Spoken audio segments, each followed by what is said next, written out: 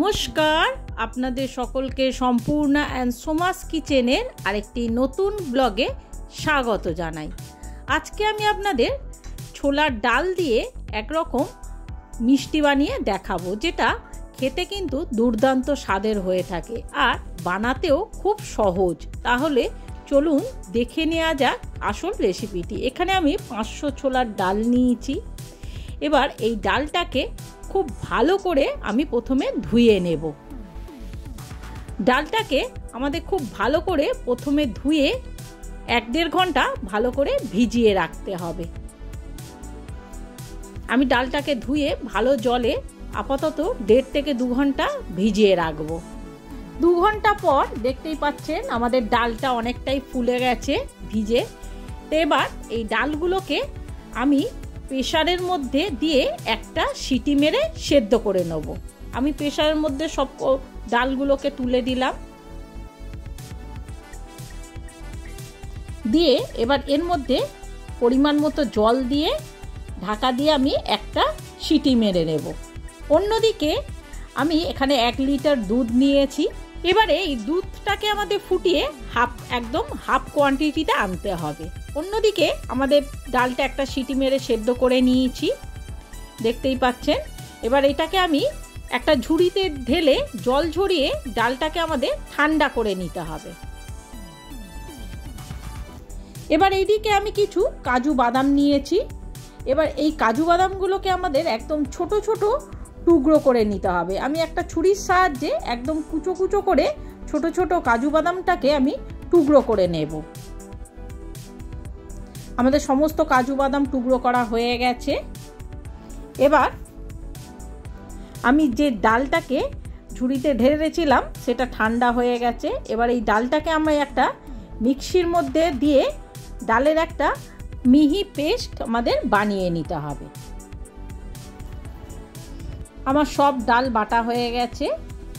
এবার আমি মিষ্টিটার জন্য এখানে 250 গ্রামের মতো বাতাসা নিয়েছি, গুড়ের বাতাসা, আর 200 গ্রাম চিনি নিয়েছি। অন্যদিকে আমাদের গ্যাসের মধ্যে একটা কড়াই বসিয়ে তার মধ্যে আমি প্রথমেই 2 চামচের মতো ঘি দিয়ে দেব। ঘিটা দিয়ে এবার আমি সেই কুচো করে রাখা কাজু বাদামগুলো এর মধ্যে দিয়ে সামান্য হালকা করে আমাদের কাজু বাদামটাকে প্রথমেই ভেজে তুলে নিতে হবে। 2 মিনিটের মতো নাড়াচাড়া করে আমি কাজু বাদামটাকে তুলে নেব।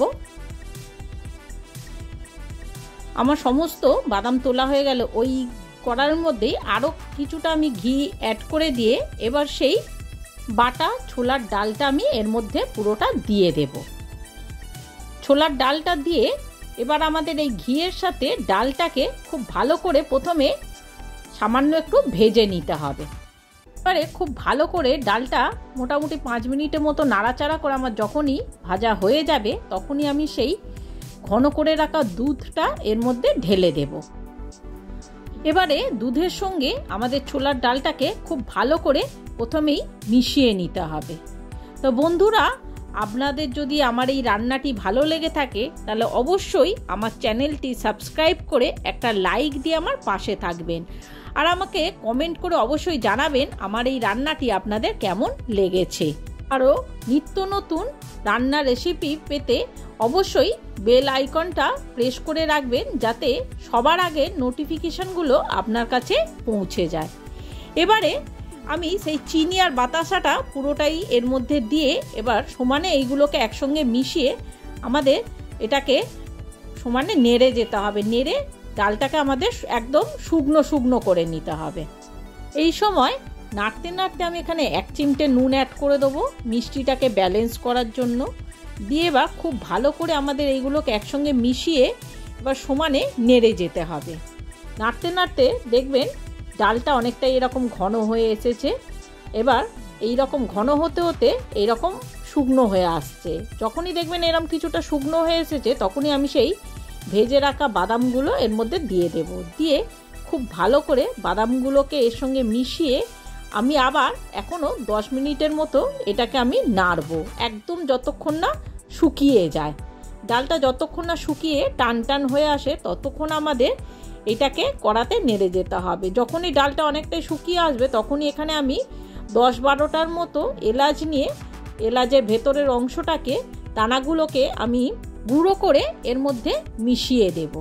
মিশিয়ে খুব ভালো করে এগুলোকে আমাদের একসঙ্গে মিশিয়ে নিতে হবে।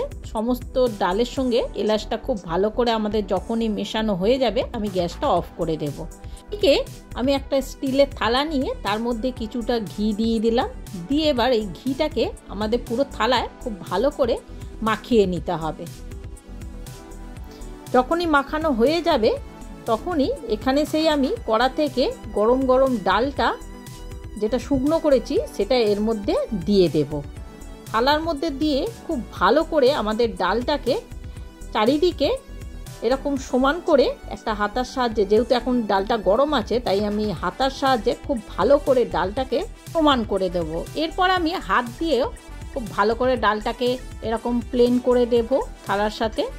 দিয়ে এবার একটা ছুরির সাহায্যে আমি প্রথমেই এই ডালটাকে আমি বরফির মতো আকারে আমি শেপে কেটে নেব। আমি বরফি শেপে কেটেছি।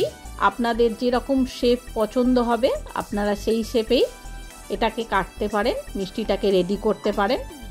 আমার সমস্ত বরফিগুলোকে একটা ছুরির সাহায্যে কেটে এবার আমি অন্য একটা প্লেটে এবার এই মিষ্টিগুলোকে সাজিয়ে দেব। দিয়ে ওপর থেকে আমি একটা করে সুন্দর দেখার জন্য একটা করে কাজু বাদাম এর মধ্যে দিয়ে দেব। তাহলে আপনারা দেখতেই পেলেন আমি কত সহজভাবে বাড়িতে থাকা ছোলার ডাল দিয়ে এই রকম এক রকমের মিষ্টি বানিয়ে ফেললাম। এটা দেখতে যেমন সুন্দর হয়েছে, খেতেও তেমন দারুণ টেস্টি হয়ে থাকে। বন্ধুরা, একবার হলেও আমার এই রেসিপিটি আপনি বাড়িতে ট্রাই করে দেখুন। সকলেই কিন্তু এটা খেয়ে আপনার প্রশংসাই করবে, তখন বারবার আপনাকে কিন্তু এটা বানাতে বলবে। বাচ্চা থেকে বড় সকলেই কিন্তু এই রকম একটা নতুনত্ব মিষ্টি খুব পছন্দ করবে, আর বারবার একঘেয়েমি মিষ্টি ছেড়ে এই রকম একটা নতুন স্বাদের মিষ্টি আপনারা ট্রাই করতেই পারেন। তাহলে বন্ধুরা, আর দেরি না করে ঝটপট আপনারাও বানিয়ে ফেলুন বাড়িতে। আর আমি এখানে শুধুমাত্র কাজু বাদামই ব্যবহার করেছি। আপনারা চাইলে অন্য যে কোনো বাদাম, পেস্তা কিংবা কিশমিশ, আমন্ড, যেটা আপনাদের পছন্দ সেটাই আপনারা এর মধ্যে ব্যবহার করতে পারেন। আর মিষ্টিটা তো আপনাদের নিজেদের স্বাদ অনুযায়ী ব্যালেন্স করে নেবেন। তাহলে আর দেরি না করে আপনারাও এটা ট্রাই করে ফেলুন, আর সকলকে খাইয়ে সকলের মন খুব সহজেই জিতে নিন। তাহলে বন্ধুরা, আমি আমার এই ব্লগটা আজকের মতো এখানেই শেষ করলাম। দেখা হচ্ছে আর একটা নতুন রেসিপির সাথে আর একটা নতুন ব্লগে। নমস্কার।